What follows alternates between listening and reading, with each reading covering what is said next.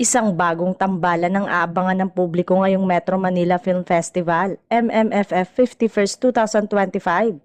Matapos ang opisyal ng inanunsyo ang pagsasama ni na Vice Ganda at Nadine Lustre sa pelikulang Call Me Mother sa ilalim ng direksyon ng batikang direktor na si June Robles Lana.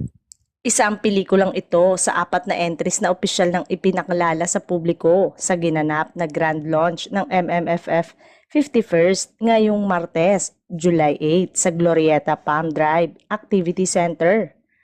Ang pelikula ay inaasahang magiging isa sa mga tampok na entries sa taunang film festival na kilala sa paglalatag ng mga dekalidad at makabuluhang pelikulang Pilipino tuwing Kapaskuhan.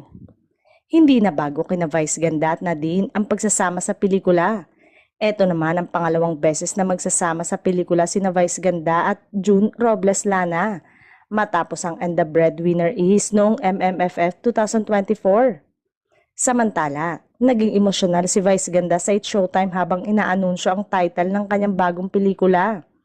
Inalala niya isa-isa ang kanyang mga anak-anakan sa Showtime. Hindi niya umano inakala na ang pagtawag sa kanya ng meme na kahit siya ay isang bakla ay pwedeng maging isang ina.